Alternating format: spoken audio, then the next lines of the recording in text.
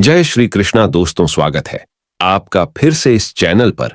दोस्तों, सच्ची श्रद्धा से कमेंट में जय श्री राधे कृष्णा जरूर लिखें। दोस्तों, वर्तमान समय में हम जिस युग में जी रहे हैं उसे कलयुग कहा गया है। चारों युगों में कलयुग को श्रापित योग कहा गया है। धर्मशास्त्र में भी इस बात का वर्णन है कि जब कलयुग अपने चरम पर पहुंचेगा तब इस धरती से धर्म का नाश हो जाएगा और उस समय भगवान विष्णु कल्कि के रूप में इस धरती पर अवतरित होकर कलयुग का अंत करेंगे और पुनः धर्मयुग की स्थापना करेंगे। पर क्या दोस्तों, आप सभी को पता है कि भगवान श्री कृष्ण ने महाभारत काल में बता दिया था कि आने वाला समय यानी कि कलयुग कैसा होगा। इतना ही नहीं, भगवान श्री कृष्ण ने कलयुग के 5 घंटे सत्य भी बताए थे। जो आज देखने को मिल रहे हैं वह कौन से हैं? 5 कड़ैडी छव्वे सत्य। दोस्तों, यदि आप भी जानना चाहते हैं तो इस वीडियो के एंड तक बने रहेगा। और अगर अब तक इस चैनल को सब्सक्राइब नहीं किया है तो चैनल को सब्सक्राइब करके बेल आइकॉन को प्रेस कर लीजिए। तो चलिए बिना टाइम वेस्ट किए शुरू करते हैं। दोस्तों, महाभारत काल में जब पांडे युद्ध क्रीड़ा में अपना सब कुछ गंवा देते हैं तब उन्हें बनवास जाना पड़ता है। बनवास जाने से पहले भगवान श्री कृष्ण से मिलते हैं और कहते हैं, हे भगवान, युद्ध क्रीड़ा में सब कुछ गंवा देने के बाद हम 5 भाई द्रौपदी के साथ वनवास जा रहे हैं। लेकिन जाने से पहले हम यह जानना चाहते हैं कि आने वाला योग कलयुग कैसा होगा। उस समय के मनुष्य कैसे होंगे, लोगों के विचार कैसे होंगे और मोक्ष की प्राप्ति कैसे होगी। पांडवों के मुख से ये सारी बातें सुनकर भगवान श्री कृष्ण थोड़ी देर सोच विचार करते हैं और फिर पांडवों से कहते हैं, पहले आप सभी बन जाइए और वन में जो भी आपको जो कुछ भी दिखे वह आकर मुझे बताइए। तब मैं आप सभी को इन प्रश्नों का जवाब दूंगा। अब भगवान श्री कृष्ण के कहे अनुसार 5 भाई वन में चले गए और वन में जो कुछ भी उन्हें दिखाई दिया उसे देखकर वह हैरान हो गए। उन्हें अपनी आंखों पर विश्वास नहीं हो रहा था। कुछ समय बिताने के बाद वह सभी भगवान श्री कृष्ण के पास लौटते हैं, लेकिन इस बार पांडवों के मस्तक पर शिकंधा और वे किसी उलझन में पीडीडी ही नजर आ रहे थे। जब भगवान श्री कृष्ण ने उनकी ऐसी दशा देखी तो उनसे रहा नहीं गया और भगवान श्री कृष्ण ने कहा, आप सभी की सोच विचार में मग्न है, हमें बताएं, अगर संभव होगा तो हम उसका समाधान अवश्य करेंगे। भगवान श्री कृष्ण के मुख से यह बात सुनकर पांडुपुत्र युधिष्ठिर ने हाथ जोड़कर उनसे कहा कि हैं माधव, हमारी शंका उन दृश्यों को लेकर है जो हमने वन में देखा। उनकी कल्पना हमने कभी सपने में भी नहीं की थी। तभी भगवान श्री कृष्ण कहते हैं कि आप सभी एक एक करके मुझे विस्तार से बताइए कि आपने वन में क्या देखा। इसमें सबसे पहले युधिष्ठिर कहते हैं, हे द्वारका नरेश, हम सभी 5 भाई वन में अलग अलग दिशाओं में भ्रमण के लिए निकल गए थे। जब मैं अकेला वन में भ्रमण रहा था तब मैंने 2 वाले हाथी को देखा। अब आप मेरी इस शंका को दूर कीजिए कि भला एक एक हाथी के 2 सूंड कैसे हो सकते हैं। अब अर्जुन की बारी होती है। अर्जुन बताते हैं कि उन्होंने एक ऐसे पक्षी को देखा जिसके पंखों पर वेद की रचनाएं लिखी हुई थी और वह मुर्दे का मांस खा रहा था। अर्जुन के बाद भीम बताते हैं कि उन्होंने वन में एक ऐसी गाय को देखा जिसने अपने बछड्डे को जन्म के बाद छाट रही थी कि उसके शरीर से खून आने लगता है। इसे देखकर मैं हैरान रह गया कि कोई माता अपने बच्चों के साथ ऐसा कैसे कर सकती है। अब भगवान श्री कृष्ण सहदेव से पूछते हैं कि सहदेव, तुमने वन में क्या देखा? तो सहदेव ने कहा कि मैंने एक जगह बहुत से कुएं को देखा जहां हैरानी की बात यह है कि आसपास के सभी कुएं में पानी था और बीच का कुआं खाली था। बीच का कुआं गहरा भी है लेकिन फिर भी उसमें पानी नहीं है। ऐसा कैसे संभव है?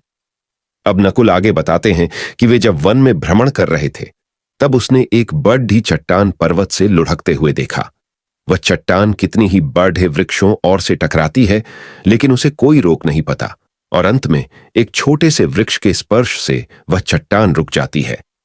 अभी भगवान श्री से कहते हैं कि हैं वासुदेव, हम भाइयों ने जो भी मन में देखा उसका सारा विस्तार आपसे बता दिया। अब आप हमारी सारी शंकाओं को दूर करते हुए हमें विस्तार से बताइए।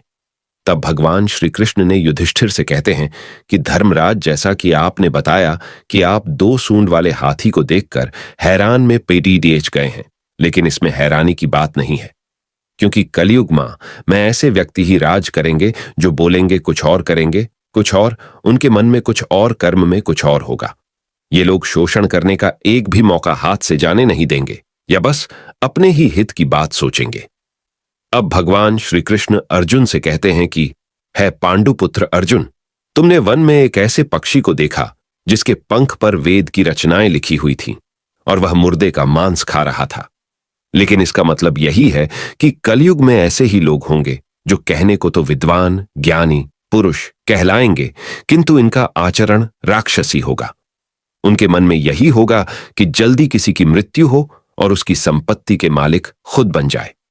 कलयुग में मनुष्य के लिए सबसे ऊपर धन और संपत्ति होगा और कुछ गिने चुने शख्स ही वास्तविक संत होंगे।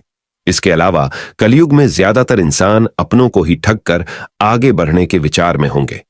अर्जुन के बाद भगवान श्री कृष्ण भी हमसे कहते हैं कि हे भीम, जैसा कि आपने देखा कि एक गाय अपने बछड़े को इतना छांटती है कि उसके शरीर से खून आने लगता है, ठीक इसी तरह कलयुग का मनुष्य अपने बच्चों पर इतना प्यार लौटाएगा कि उसका विकास रुक जाएगा।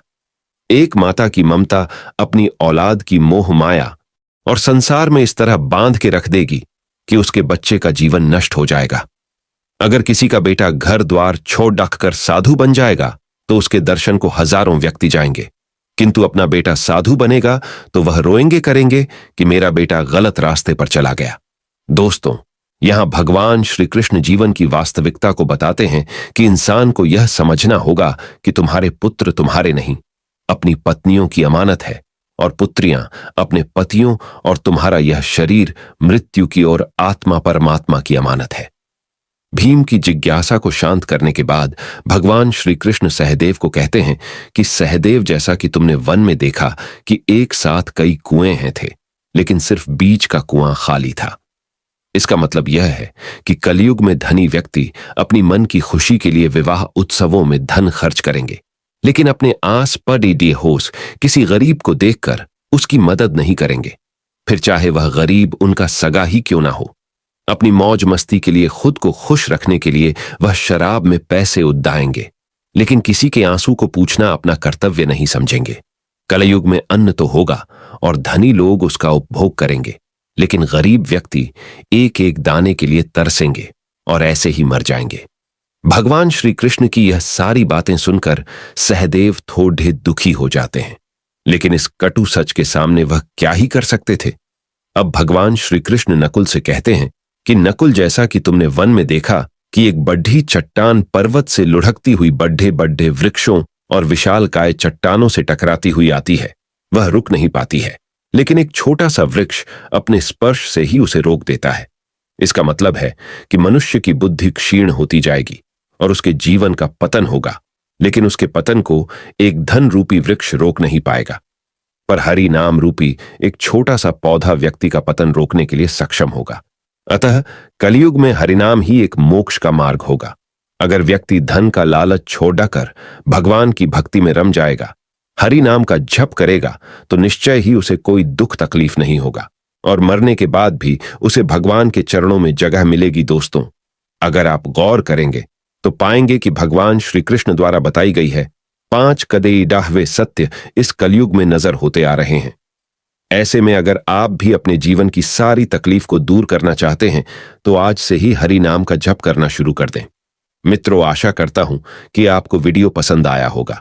वीडियो को लाइक और चैनल को सब्सक्राइब जरूर करें दें। धन्यवाद।